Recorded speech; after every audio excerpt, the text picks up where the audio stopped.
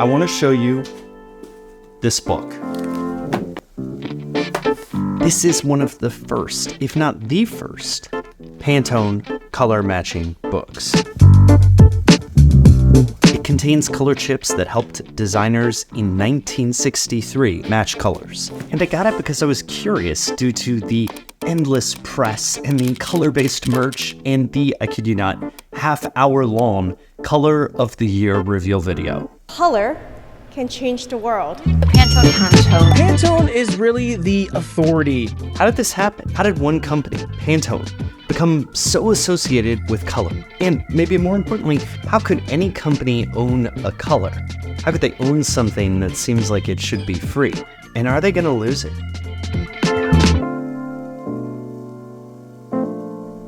So I really wanted to know how Pantone could own a color. I even called my design friend Linus for backup. How should I describe you to the audience? Font god? YouTube god? That's my rap name, is Font God. You could call me a graphic designer turned YouTube font guy, I guess. But I talk about logos and fonts on YouTube and try to make it interesting to normal people. I think the tricky thing with Pantone is that we associate all this cultural color stuff with it. And also a lot of people have primarily digital color vocabularies. But here's the thing about Pantone.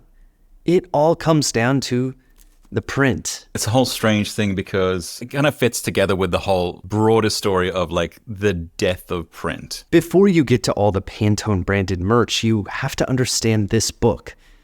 And I want you to be able to see it.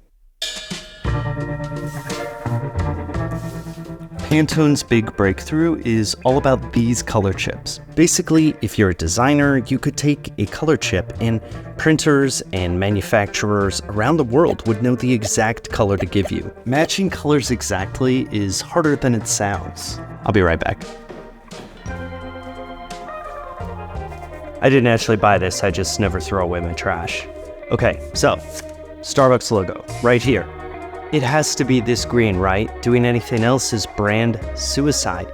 If it turns into this green, it's just not right. You'd wonder who was making your Starbucks if you're in danger. Enter Pantone. The printer looks up the swatch and has a secret formula made from a small number of base colors. The printer mixes it together. I made up the proportions here, and boom, you get the same Starbucks in Alabama and Albania. And let's be clear, that is what Pantone owns today, the combination of the color with the system, not the color itself. Here's a very old example I found on eBay. See how each color is made of proportions of more basic inks? Everybody around the country, and later the world, can get the same recipe for this method of printing bright ink. This method is called spot color. And that is the value that these swatches represent. Everyone around the world can have access to the same special recipe. But how did Pantone get in this essential position? How did they start to own color? This is a digital copy of DuPont Direct Colors on Cotton, a matchbook for consistent color dyes. So it's not like people weren't thinking about color long before Pantone. Here's a textile book from the Textile Association of the United States. Ruby, Bluebird, Tea Rose. People knew they needed color standards. And there was also color science work, like this color science manual or these national standards for color names. I love the idea of bureaucrats thinking up Strawberry Pink and Sweet William. There's also color science, but remember, despite their branding today, color is not really the Pantone superpower. What they own is the system and that secret ink recipe, the swatches. This is the king of color. I think it's fair to say it's a corporate hagiography of Pantone chieftain Larry Herbert, written by him and his co-author. Basically, they explain a bit about the early Pantone story, and while it does feed a lot of corporate interests, it also gives you a bit of insight as to why everybody was so willing to get on the Pantone bandwagon. Our hero, Larry Herbert, took over Pantone, sort of like Elon Musk took over Tesla. It existed before him, but it really changed with the new owner coming in. Herbert had a real sense of print manufacturers' complaints. At the time, every printer had to print their own swatches and invent their own color recipes for customers. There were also tens of thousands of printers across the United States with no total dominating player. Kind of mind-boggling to think about how many people had jobs in printing as an industry at some point, and now it's just kind of dwindled into this like shadow of its former self. So industry associations weren't a great option because the power was fragmented. For such a relatively small industry now compared to what it used to be, it's still very fragmented, and Pantone is kind of an exception. This situation was also bad for people printing stuff, the designers. You can see the pain points in brand guides from the time. 7-Up had their brand game together really early, but they had to specify paint brands that might have been hard to find nationally. It was similar for British Rail. For the Montreal Expo, they just had to print a bunch of swatches. Pantone matching system debuted in 1963, and it was a eureka moment. Look how everything changed after the debut of PMS. I don't make up the acronyms, I just work here. Paul Rand's iconic IBM manual had a swatch and Pantone values. The 74 Expo brand guide, it used Pantone colors.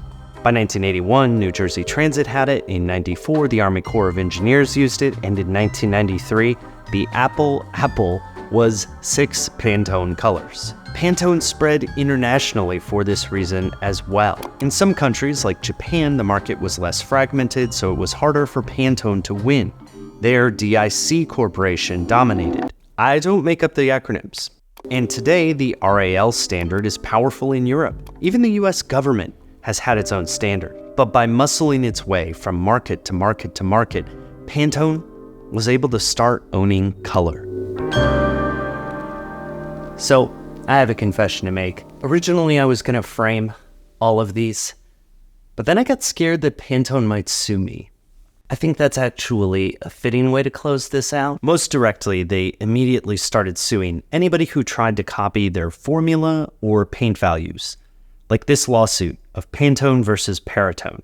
Basically, Paratone was trying to piggyback off Pantone codes, but they were stopped. Less directly, their hold on spot color made it easy to expand to realms where their innovation was actually less important, but the system still held.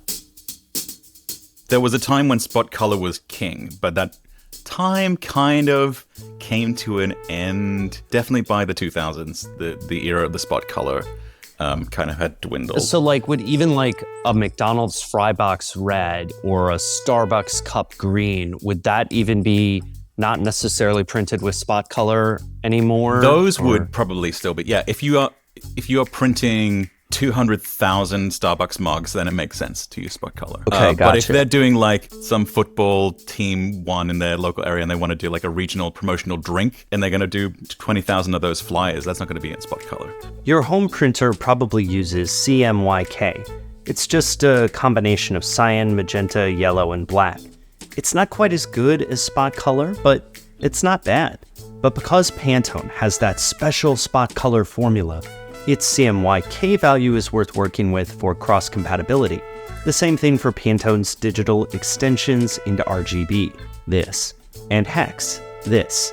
The point is that most consumers don't care about spot color, but Pantone's beachhead in that realm means that their colors are relevant to all of us. Part of why Pantone became more part of the public consciousness is that they moved away from the core product to the cultural cachet of their IP rather than the actual literal use of their core products. That is why their fight with Adobe matters. For a while, Adobe licensed Pantone, then balked at paying for it, so they hid all these Pantone labeled colors.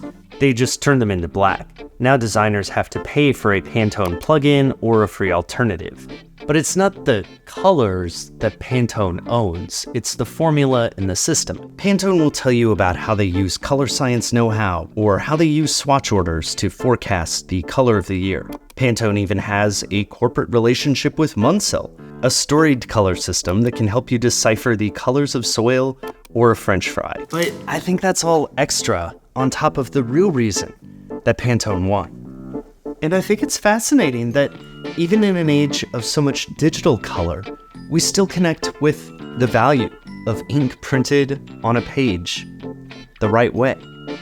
And that might be why this book is worth saving.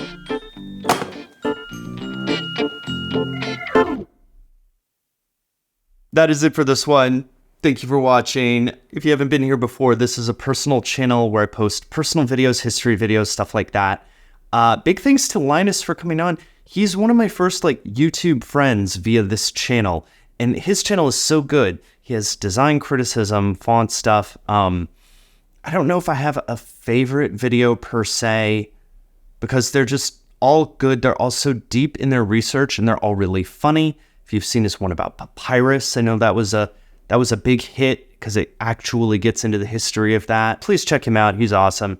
Otherwise, thank you so much for watching. Thank you for being a part of this.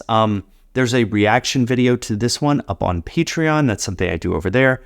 Also give you kind of behind the scenes tours and info like that. So if that's something that interests you, maybe check it out. And hopefully there's credits too. I think I added those, right? Yeah, so thank you for watching. And otherwise, I will see you in the next one.